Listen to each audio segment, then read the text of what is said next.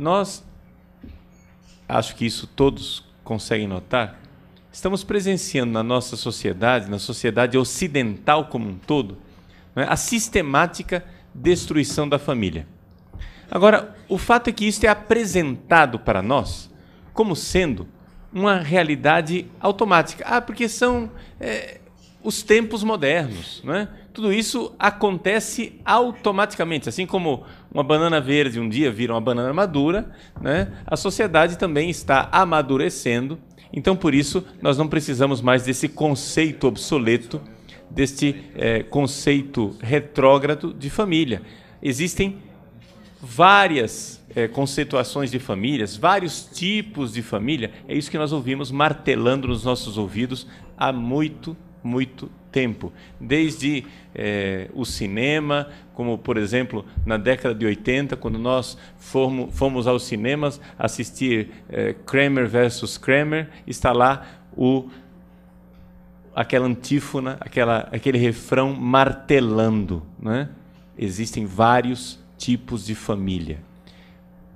As famílias não precisam ser como as famílias tradicionais.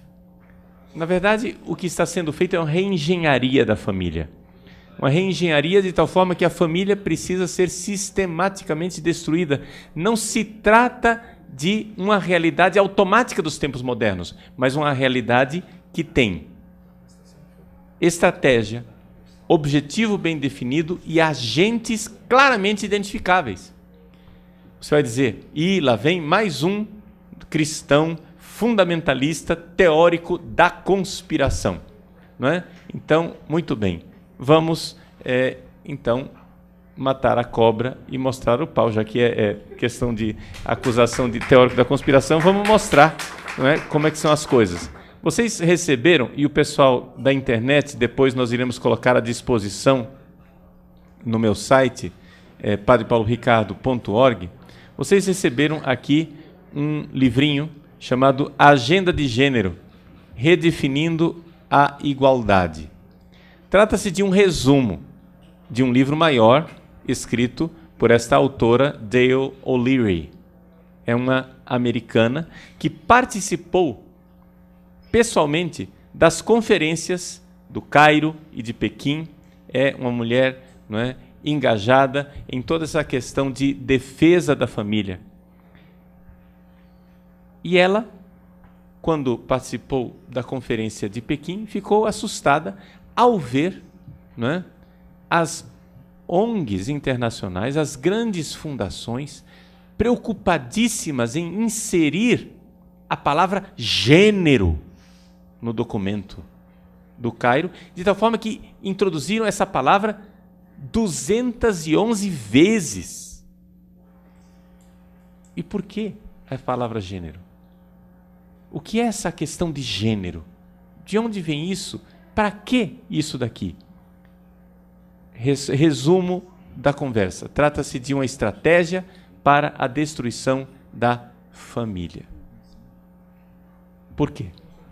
Porque em inglês a palavra gender, gênero, ela é originalmente sinônimo de sex, sexo. Não há diferença entre sexo e gênero. No entanto, ideólogos como, por exemplo, Judith Butler, introduziram na linguagem uma diferenciação. O que é sexo? Sexo é aquilo com o qual você nasce. Você é homem biologicamente ou mulher biologicamente. Agora, gênero é uma construção social. É a identidade que você vai construindo como masculino, feminino, bissexual, transgênero, ou alguma coisa assim. Você vai construindo a sua identidade, é um construto social. De tal forma que eles sistematicamente querem introduzir, ou seja, as grandes fundações, principalmente a Fundação Ford, tem despejado rios de dinheiro em pesquisas, em ONGs e pessoas que estejam aí para defender essa chamada ideologia de gênero, ou seja, nós temos que ter uma abordagem de gênero. Quando a gente ouve a palavra gênero, o que é que a gente pensa? A gente pensa assim, não, é que o padre é educado e ele quer evitar a palavra sexo, porque sexo tem a conotação de ato sexual, né? Então, é mais fácil, é mais educado, é mais correto, é mais polido dizer gênero. Mas não é isso. Gênero não é sexo. Gênero é uma construção social na cabeça dessas pessoas. E eles querem implantar no nosso sistema educacional e no mundo inteiro essa realidade para que as pessoas comecem a enxergar que os nossos filhos, desde pequeninos, devem ser educados para escolher se ele gosta, se o menino gosta de menina ou se ele gosta de menino. Qual é a identidade dele? Ou se ele gosta dos dois? Ou como é a sexualidade? Para essas pessoas, qualquer objeto de gratificação sexual é possível. Eles querem, em última análise, formar uma sociedade sexualmente maleável. A palavra bissexual é até meio ultrapassada. Dá para dizer bissexual, mas na verdade sexualmente versátil seria mais adequado. Ou seja, a pessoa é sexualmente versátil. Hoje ela acorda dizendo, não, hoje eu quero ter relações com mulher. Amanhã o sujeito acorda dizendo, hoje eu estou meio gay, né? Eu vou ter relação com homem. E depois de amanhã ele acorda e diz, não, eu quero ter relações com um animal. E ele escolhe como objeto de gratificação sexual um hipopótamo, sei lá o quê. Né? E ele faz o que ele quiser. Mas qualquer pessoa, ao ouvir isso, fica abismado e diz, essa gente é maluca. Não vamos dar importância para eles, porque eles são loucos. Só que não é maluquice. Ou seja, mas é maluquice premeditada, não é uma maluquice simplesmente, não é só insanidade. É uma maluquice no sentido que é uma estratégia demolidora, revolucionária, que quer acabar com a família. E fica sempre a pergunta, por quê? Por quê? De onde vem isso? Por quê? Então vamos ao porquê. Vocês têm aqui a agenda de gênero, abram na página 23. Vamos logo à origem de tudo. Né? Na página 23, vocês encontram lá, no penúltimo parágrafo, a citação de uma obra de Engels. Ela foi publicada por Engels. Na verdade, o rascunho tinha sido escrito por Marx. Marx morreu, foi ele quem teve a intuição básica. E o Marx não teve condições de escrever isso e elaborar o argumento inteiro. Então, o Engels póstumamente pegou essa obra, né, de Marx, editou e publicou com o nome dele. A obra chama-se A Origem da Família, da Propriedade Privada e do Estado. Então, veja só. O que é a família para o marxismo? Para o marxismo, a família é a origem das desigualdades sociais. Ou seja, vocês poderão leiam o texto, vale a pena. Vocês poderão ler o que é que a Revolução Marxista pensa. Existe uma desigualdade na sociedade e a sociedade ela é desigual porque existe a propriedade. Nós temos que abolir a propriedade. Como que nós vamos abolir a propriedade e implantar a igualdade social? Através da luta de classes. No fim da vida, Marx, que continuou pensando assim a vida inteira, notou o seguinte: a primeira propriedade privada não foi uma cerca que construíram. A primeira propriedade privada é a mulher. O homem toma posse da mulher, domina a mulher, e esse conceito de família patriarcal, onde o macho é o proprietário da mulher e dos filhos é o conceito burguês de família. Portanto, a família deve ser destruída. Não haverá igualdade social enquanto subsistir a família. Enquanto a família estiver de pé, não é possível igualdade social. É necessário destruir a família, porque a família ela é a raiz de nossas opressões. Portanto, os papéis... Atenção! Lembram como é que nós definimos gênero? Gênero é o papel social, é uma construção social. Os papéis tradicionais de pai, mãe, esposo, esposa, pais e filhos, estes papéis devem ser abolidos porque eles são papéis opressores. Esses papéis oprimem as pessoas. Portanto, a família deve ser destruída. Nós não estamos, então, diante de um grupo de pessoas que simplesmente com o passar do tempo e a maturação da história estão dizendo, vejam, vamos repensar a família, porque a família, por si só, ela caiu, por si só, ela despencou. Não. Nós estamos diante de uma realidade em que nós temos um grupo de pessoas que quer derrubar a família de propósito porque ela é fonte de desigualdade. E qual é o instrumento que eles estão usando para isso? A abordagem de gênero. Não é curioso, por exemplo, que feministas, mulheres que estão engajadas na defesa do direito das mulheres, ao invés de insistirem numa abordagem da mulher, na perspectiva da mulher, nos direitos da mulher, insistem constantemente, martelam, sem parar, que nós temos que ter uma perspectiva de gênero e não a mulher. Porque mulher é ainda ligado ao papel social tradicional de mãe, de esposa. Nós temos que parar com a ditadura do biologismo, diz uma das ideólogas de gênero. Não, nada de biologia, nada dessa coisa, homem, homem, mulher, mulher. Não! Nós temos que mudar, reverter os papéis, mudar tudo pelo avesso. Então vejam,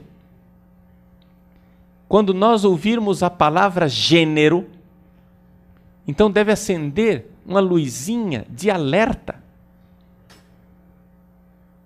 Vocês têm, nesse livro aqui, esse resumo, né, da Dale O'Leary, nesse resuminho aqui de 40 páginas, né, são 20 páginas A4.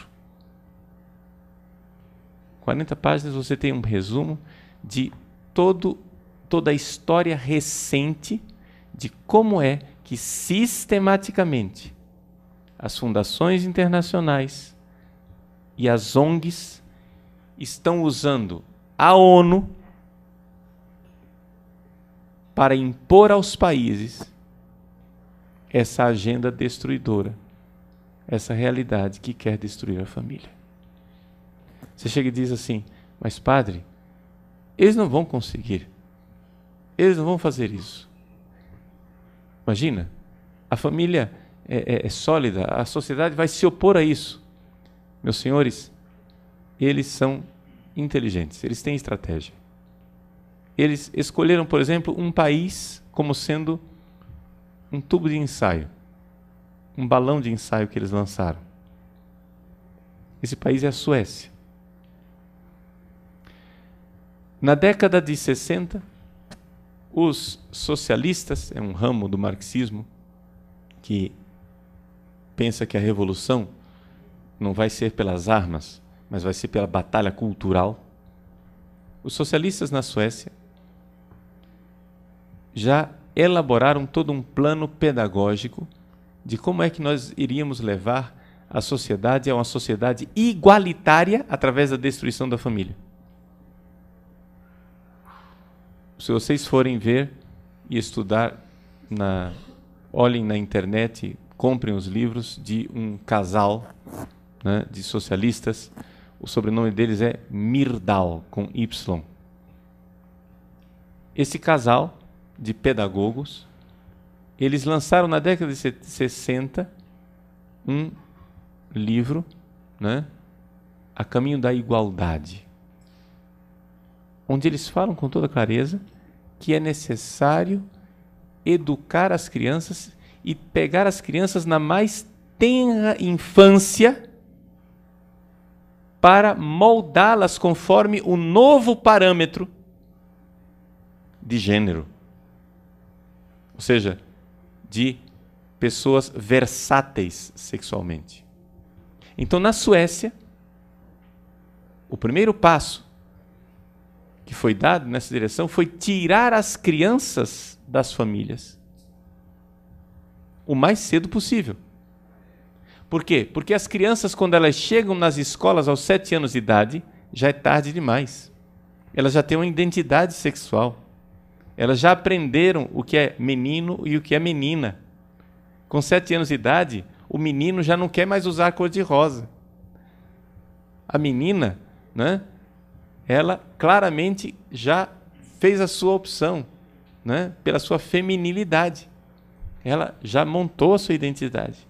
Então, se nós queremos montar a identidade das crianças de forma versátil, nós precisamos pegá-los o quanto antes, ou seja, desde o primeiro ano de idade, e dar a essas crianças escola integral. Alguém aqui já ouviu de algum projeto aqui no país, no Brasil, querendo dar creche e escola integral para as crianças o quanto antes? Por acaso, será que está acontecendo, né, no Congresso Nacional alguma conferência que está falando desse tema? Né? Hoje, vejam, o que será que estão querendo com isso tudo? Querem dar escola para os nossos filhos, porque escola é coisa boa. Sim, querem dar escola para os nossos filhos, mas não coisas boas.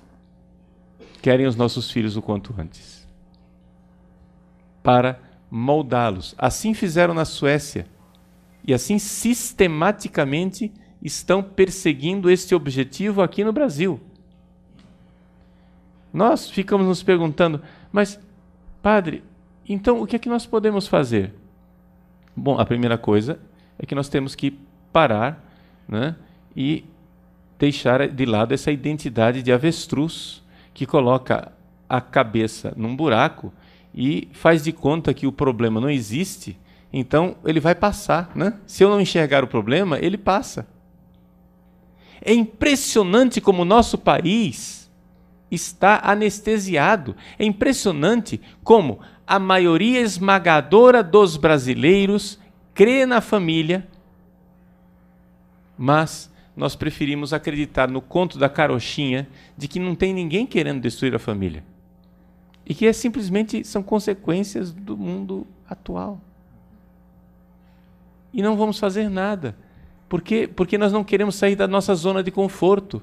Nós não queremos sair do nosso comodismo burguês.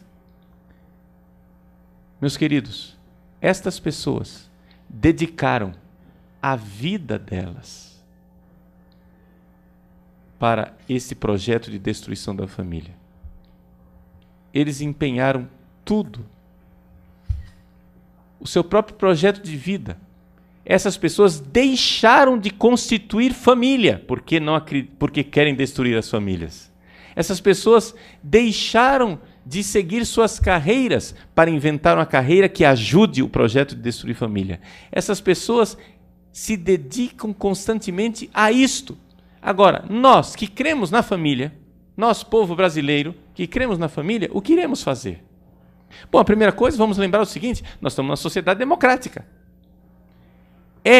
Dentro de uma sociedade democrática, é aceitável que as pessoas queiram destruir a família? Teoricamente, sim. Se o povo brasileiro quiser destruir a família, muito bem, o povo brasileiro é soberano, o povo brasileiro destrói a família. Problema. O que não é honesto numa democracia é um grupo minoritário fazer isto, sem revelar ao povo o que está fazendo, sem dizer ao povo o que está fazendo. Eles dedicaram suas vidas a isso, e estão fazendo isto, e estão seguindo o seu itinerário, não como um navio à vista de todos, mas como um submarino, debaixo d'água, não é? De forma subreptícia. Eles estão indo e estão fazendo sistematicamente. De tal forma que existem, o professor Felipe Neri vai apresentar isso, existem inúmeros projetos de lei que estão introduzindo no sistema jurídico do Brasil, nesta casa, estão em curso inúmeros projetos de lei que querem introduzir, inocular no sistema jurídico do Brasil a palavra gênero, cada vez mais.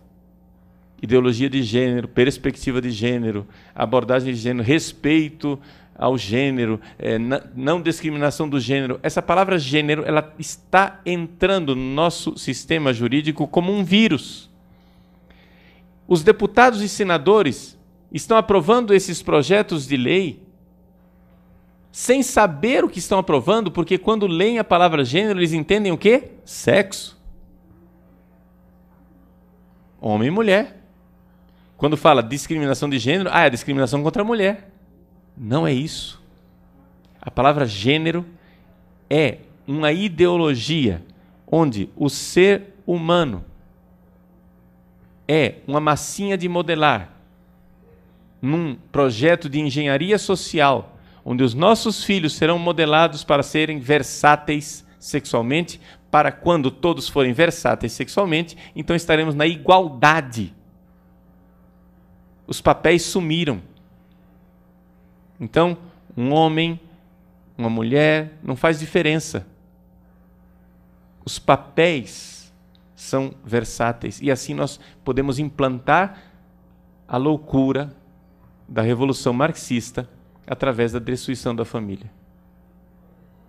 Entendem? A coisa está muito bem documentada. Muito bem documentada. Esse livrinho aqui, de 40 páginas, que está nas mãos de vocês, está com essas notas bibliográficas. Não acredita? Leia os livros. Diretamente. Os livros estão aqui citados. Leiam os livros. Para que você veja. Você precisa ler os livros de Simone de Beauvoir, que diz que não se nasce mulher, mulher a pessoa se torna. Você precisa ler os livros da Sulamita Firestone, que, marxista que era, dizia com toda clareza: não adianta nada vocês marxistas quererem igualdade na sociedade e depois tratarem suas mulheres e seus filhos em casa como escravos. Vocês, né, devem entender o seguinte, que a diferença entre Sulamita Firestone, atenção, está aqui a citação, para quem quiser conferir. A diferença entre uma mulher e uma prostituta, uma mulher casada, uma esposa e uma prostituta, é que a prostituta, ela faz sexo mediante pagamento, é como um trabalhador assalariado. Já a mulher dona de casa, a esposa, é como um escravo que presta o serviço, mas não recebe o salário.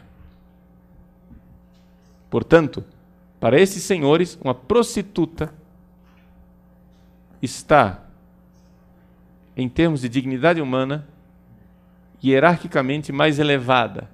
Ela é mais nobre do que uma esposa. Que essas pessoas pensem isso, nós as respeitamos. Ninguém quer colocar a Sulamita Firestone já morta, mas quando ela estava viva, ninguém quis, por isso, colocá-la na cadeia. Eu não estou propondo isso. Que nós agora peguemos todas essas pessoas que trabalham com essa agenda de gênero e coloquemos essas pessoas na cadeia. Não é isso que eu estou propondo. Não estou fazendo um discurso de intolerância. Eu estou fazendo um discurso democrático. Eu estou dizendo o seguinte, que eles queiram fazer isso, muito bem, mas façam dentro da regra do jogo. E dentro do jogo da democracia, quando você vai fazer uma coisa, você tem que avisar o que você vai fazer. Porque o povo precisa saber. Então, o que eu estou fazendo aqui hoje é simplesmente prestando um serviço ao povo brasileiro. Não estou aqui como padre, não estou aqui como pregador, não estou aqui como ministro da palavra, não estou aqui como católico, eu estou aqui como brasileiro. Um brasileiro que estudou essas coisas para dizer a outros brasileiros: estas pessoas dedicaram suas vidas, suas energias, suas carreiras, suas famílias, tudo que elas são para a destruição da família. Nós que acreditamos na família, queremos uma solução mágica. Explica para mim como é que eu faço para em 5 minutinhos resolver isso daqui. Que número de telefone que eu ligo? Ah, basta uma ligação para um assessor parlamentar e está resolvido tudo.